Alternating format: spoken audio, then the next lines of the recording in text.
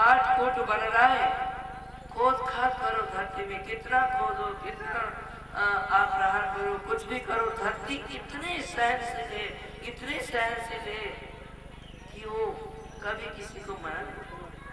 और वन में जंगल में हम जाकर के रोज काट कूट करते हैं, वृक्ष काटते हैं, ये करते हैं, किंतु वन कभी किसी को मना करता है? ऐसे कहते हैं कुटिल वचन साधु सहे। कुटिल वचन, अपमानजनक वचन और अप्रिय वचन साधु सह सकता है, संत सह सकता है, किंतु और नहीं सह सकता। और उसे सहा न जाए, और किसी के अंदर इतनी हिम्मत नहीं है कि कोई कुटिल वचन कह दे और वो सामने खड़ा होकर सुनता रहे बैठ कर के। ये किसी की बस की बात नहीं, केवल साधु संत ही सुन सकता है।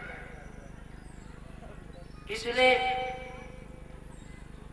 जो कुटिल वचन सहे, जो अपमानजनक वचन सहे, उसी का नाम साधु है भैया, वस्त्र का नाम साधु नहीं है। मैं बार बार कहता हूं, दूसरों के द्वारा कही हुई अपमानजनक वचनों को जो सहन करे, अपमानजनक वचनों के जहर के प्याले को जो हंस हंस के पीते, वो साधु है। ये तो लोगों की दृष्टि बड़ी उल्टी है। यदि कोई व्यक्ति अपमानजनक वचनों को सहन करता है, जहर को पी लेता है, तो लोग कहते हैं बड़े लाचार है बेचारे, क्या कर, देखो सहन कर रहे। वो लाचार नहीं है, उसकी वो साधना है, उसकी वो पराकाष्ठा है। सहन करना सीखो। ये वाली भी लगवा दियो। सहन, मीरा ने कितना सहन किया, क्या क्या सहन। देखो भक्त के जीवन में ये सब परिस्थितियां आती, भक्त और संतों के जीवन में ये प्रतिकूल परिस्थिति ना आए तो अपनी साधना का वो अनुमान लगा नहीं सकता है कि मैं कहाँ हूँ। जब कोई कुटिल वचनों का प्रहार करे और उस समय वो अपने स्वरूप से विचलित न हो, उस समय अपने धर्म से विचलित न हो, उस समय अपने वाणी को दंडित करे, तो समझ लो संत पक्का उसमें और भक्त पक्का। मीरा को कितनी कष्ट आए, कितने विपत्तियां आई, कितनी परिस्थितियां झेलने पड़ी। अरे जहर भेजा गया मीरा को पिलाने के लिए, राणा ने भेजा जहर। दासी ने आकर के कहा कि मीरा भाई ये अमृत नहीं है, ये हलाहल विष है, जहर है, इसको मत पीना, राणा ने तुम्हें मारने के लिए भेजा है। ऐसा नहीं है कि मीरा को पता नहीं था और अनजाने में पी गई हो जहर। मीरा को पता था, चाहती तो नहीं पीती, किंतु मीरा का एक विश्वास था कि मेरे बांके बिहारी का प्रसाद है, तो बांके बिहारी का प्रसाद है, तो चाहे वो जहर ही क्यों ना हो, इसमें बांके बिहारी है तो मेरे लिए अमृत है। जानबूझ करके मीरा ने जहर का प्याला पान किया था भैया। कि जो एक कवि ने लिखा, वो कविता मुझे याद नहीं है, जैसे ही मीरा ने उस जहर के प्याले को देखा, उस प्याले को देख करके आंख की पुतलियां नाच उठी, घूमने लगी कि क्या है, किंतु उसी जहर के प्याले के अंदर, जहर के भीतर बांके बिहारी का सूरत, बांके बिहारी का वो छवि वहां नाचता हुआ नजर आया। मानो बांके बिहारी सांत्वना दे रहे हैं कि मेरा डरने की जरूरत नहीं है, मैं हूं, तेरी रक्षा करने के लिए मैं खड़ा हूं। कितना सहन, बहुत सहन किया। जो सहन करते हैं भैया वो एक दिन महान बना करते हैं, जो सहन करते हैं वो एक दिन महान फल को प्राप्त होते हैं। इसलिए सहन करना सीखो। दुनिया तो द्वंद्वात्मक है, इसमें आपके अनुकूल से व्यक्ति चले ये कभी भी हो नहीं सकता है। आपके प्रतिकूल भी बहुत मिलेंगे, किंतु प्रतिकूल वाले व्यक्तियों को सहन करो, उनके वचनों को सहन करो, उनके व्यवहार को सहन, कुछ बोलो मत।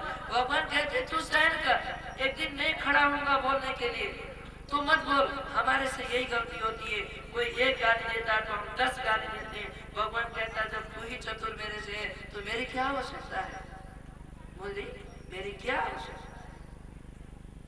अरे धन्नाबाई का भगवान गोबर उठाते हैं, उपले बनाते हैं और कितना काम करते हैं, तो क्या आप एक सहन करोगे? तो भगवान कहते हैं मैं हूं ना, मैं एक जवाब देने के लिए मैं आऊंगा, तुझे बोलने की आवश्यकता नहीं है, बस एक शर्त है कि तुम सहन करो। तो भगवान शंकर कि इस बात को लेकर देखो भगवान शंकर ने भी कितना सहन किया।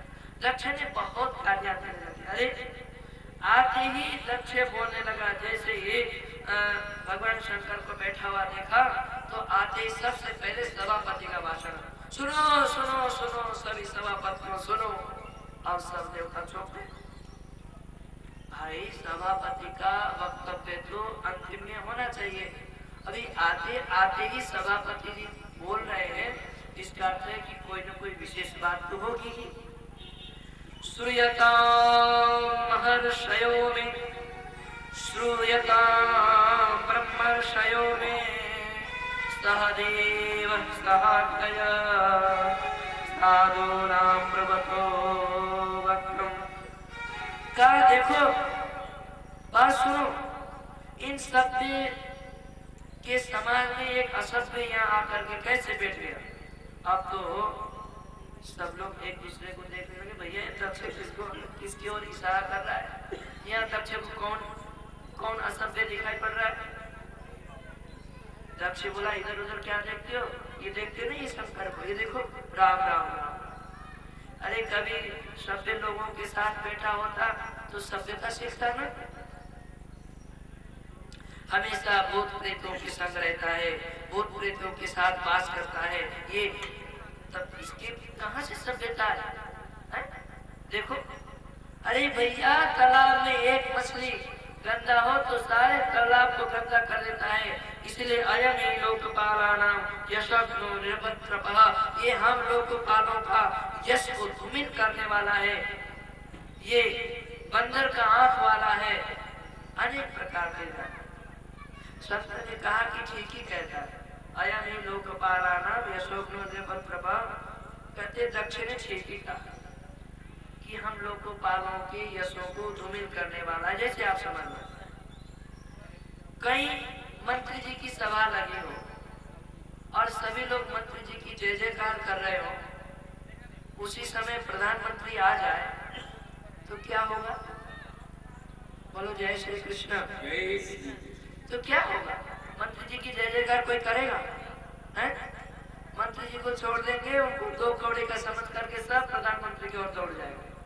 तो ऐसे ही अरे छोटे छोटे देवता की जहाँ जय जयकार हो और वहाँ महादेव आ जाए, जहाँ देवों के देव आ जाए तो वहाँ देवताओं को कौन पूछे? सही कहता है, अरे ये बंदर का आंख वाला है, शमशान में रहने वाला है, नंगा धड़ंगा रहने वाला है, न इसका घर है, न कोई जाति, न कोई गोत्र, अरे ये तो बहुत ही अमंगल वेश वाला है। अनेक प्रकार के गालियां देने लगे। अरे तो लोगों ने कहा कि जब तुम्हें इतने दोष दिखाई पड़ रहे थे तो अपनी बेटी का ब्याह क्यों कर दिया इनके साथ? और तो और बिगड़ गया। जैसे होता है कोई व्यक्ति यदि क्रोधित हो, ये बात ध्यान, सामने वाला व्यक्ति क्रोधित हो, आग बबूला हो तो तुम उस समय पानी बन जाओ। पानी आग को बुझा सकता है, और तुम भी आग बन जाओगे तो वो क्या होगा? और बढ़ेगा, भटक जाएगा। तो और भटक गया हो। ये मंत्र है कि सामने वाला व्यक्ति क्रोध कर रहा है, आग बबूला हो रहा है, तो उस समय शांत हो जाओ, क्योंकि कोई ऐसी हवा होती है जिससे उसको क्रोध आता है, किंतु थोड़ी देर बाद उसका क्रोध शांत हो जाएगा। थोड़ी देर बाद उसका क्रोध शांत हो जाएगा और वो नॉर्मल हो जाएगा। किंतु उस समय यदि आपने भी क्रोध कर दी तो बात बिगड़ जाएगी, वो बढ़ जाएगा, फिर वो सुधरने वाला नहीं। ये परिस्थितियां आप हर रोज देखते हैं। तो और आग बबूला हो गया दक्ष। तो अरे मैं थोड़ी ना अपनी मृगनयनी कन्या इसको ब्याह था, वो तो मेरे पिता ब्रह्मा ने कहा इसीलिए मैंने ब्याह दिया। अरे मैं तो कभी इसको नहीं ब्याह था। तो अनेक प्रकार की गालियां देने लगा। अंतिम में तो दक्ष ने शाप दिया कि जाओ, आज से यज्ञ में तुम्हारा भाग नहीं मिलेगा। अब तो एकदम तमक के खड़े हो, तुझे क्या प्रजापति का पद मिला, तुझे इतना अभिमान हो गया? एक छोटे से पद को पा करके तू इतना मदान हो गया। आज मेरे भोले बाबा को ऐसे अनाप शनाप गाली दे रहा है। होता है ना, पद पाने पर व्यक्ति को बहुत हल्का हो। फिर वो अपने, चाहे वो गुरु हो, चाहे वो संत हो, चाहे वो पिता हो, अभिमान के आवेश में आकर के सबको गालियां देता है, सबको अंट बकता है, सबका अपमान करता है। ये अभिमान का फल है। तो नंदीश्वर ने जब कहा तो उधर भृगु जी जो यजमान थे वो बड़े नाराज हो गए। अरे नंदी, ये ससुर दामाद के बीच में तुम कहां से खड़े हो गए? ये दोनों की बात है, तुम क्यों खड़े हो गए? अब नंदी कहे, अरे बुढ़े ब्राह्मण, मेरे भोले बाबा को इतने बात कहे और मैं सुनता रहूं, और मैं सुनता रहूं? यदि दामाद नहीं होते तो मैं अब इसका वध कर देता, सर काट के डाल देता। अब तो भृगु जी नाराज हो गए और कहने लगे कि जाओ तुम ब्राह्मण सब पाखंडी हो जाओ। अब इधर भृगु जी ने कहा कि शिव भक्त पाखंडी हो जाओ, उन्होंने कहा बाप ब्राह्मण लोग लालच हो जाओ, अनेक प्रकार के साफ होने लगा। भगवान शंकर ने सोचा कि ये तो सम्मान सभा था, ये तो साफ सभा बन गया, ये सब मेरे कारण से। तो भगवान शंकर चुपचाप उठ करके चल दिए, अपने नंदी बाबा को सबको चुप करा करके चल दिए। यदि भगवान शंकर चाहते तो वहां बहुत कुछ हो सकता था, वहां बहुत कुछ हो सकता था केवल एक इशारे पर, किंतु भगवान शंकर बड़े सहनशील थे। तो ये सब परिस्थितियां आज की देखो, अपना बल का प्रदर्शन करना वीरता नहीं है। सामने वाले यदि आपका अपमान करता है तो उसको ना समझ के उसको माफ कर देना, ये सबसे बड़ी वीरता है। अपने बल का प्रयोग करके उसको पराजित करने का प्रयास करना, ये बड़ी नासमझी, ऐसा कई बार होता है। तो सब लोग के सामने ऐसा घटना घटता है। अब शंकर भगवान चले गए, चुपचाप चले गए। उसके बाद अब भगवान शंकर चुपचाप, देखो आज भगवान शंकर ने ये बात सती को नहीं बताया, चुपचाप चले गए। सती, अब आज का कोई होता, आज का कोई व्यक्ति होता तो सबसे पहले जाके अपने बेटी पर बरस पड़ता। आज तेरे पिता ने, तेरे बाप ने ऐसा किया, तेरे बाप ने ऐसा किया, तेरे बाप ने वैसे किया। आज का कोई व्यक्ति होता तो उस बेचारे को जीना हराम कर देता, रात दिन कोसता रहता। किंतु धन्य है भगवान शंकर जिन्होंने आज एक ही बार सती से चर्चा ही नहीं करी।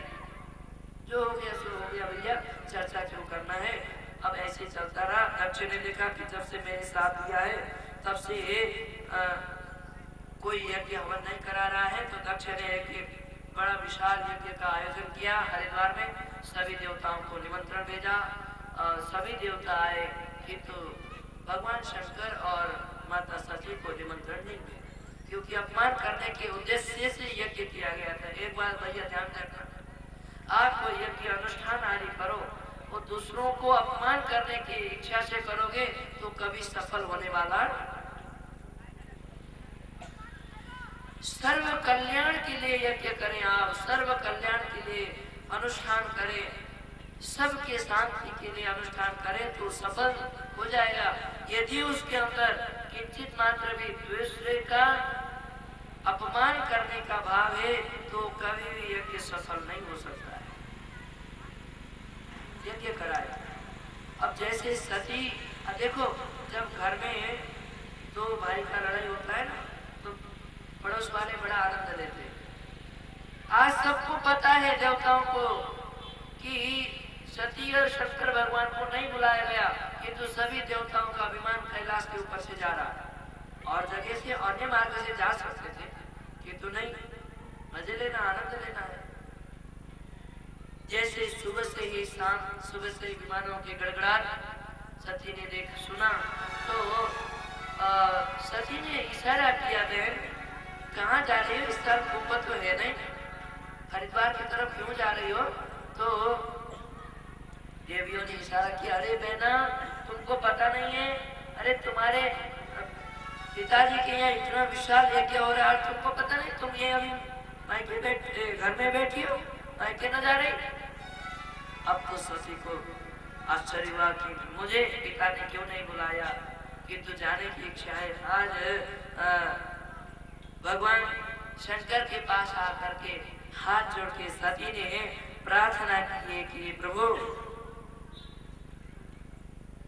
आपके ससुर के यहाँ, देखो माताओं की एक स्वभाव होता है, अपने मायके की बहुत बड़ाई करती। मेरे पिता के यहाँ मेरे मायके में इतना बड़ा यज्ञ हो रहा है, कभी सुना नहीं होगा, कभी देखा नहीं होगा। मेरे पिता इतने विशाल यज्ञ का आयोजन कर रहे हैं। किंतु आज सती क्या कहते, प्रजापति ससुर से प्रथम का प्रभु आपके ससुर जी ने, आपके ससुर प्रजापति ने बहुत विशाल यज्ञ का आयोजन किया। देखो कैसे आज मेरा है, ताकि भोले बाबा को अपनापन प्रतीत हो। तो भगवान ने बोले कि चलो ना, भगवान से बोले प्रभु चले यज्ञ का अनुष्ठान देखे आए, यज्ञ महोत्सव देखे आए। और जब से शादी हुई हम 13 बहन हैं, कभी किसी से मिलना नहीं हुआ, बहनों से मिलना नहीं हुआ। प्रभु आप चले, सबके साथ मिलना होगा, आप भी सबसे मिलेंगे, सबको कितना आनंद होगा। भगवान शंकर बोले कि चिट्ठी पत्र कोई आई है, बुलावा आया। सती बोले कि बुलावा जरूर भेजा होगा पिताजी ने, किंतु तो इसलिए कोई बात नहीं, चलो क्या हुआ। तो अपने पिता के यहाँ, अपने गुरु के यहाँ, अपने बंधु के प्रियजन के यहाँ बिना बुलाए भी तो जा सकते हैं। भगवान शंकर बोले तो ठीक है, बिना बुलाए तो जा सकते हैं, किंतु कुछ जगह ऐसे होते हैं कि वहाँ बिना बुलाए नहीं जाया जाता है। आवत नहीं आवत ही हर से नहीं, आवत ही हर से नहीं,